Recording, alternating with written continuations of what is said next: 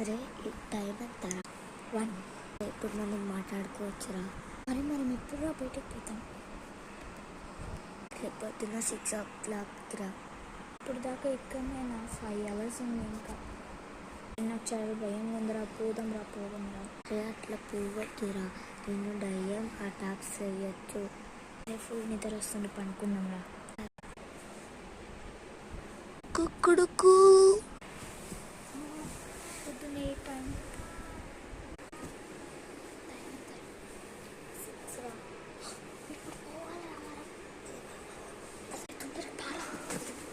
ఎక్కడికి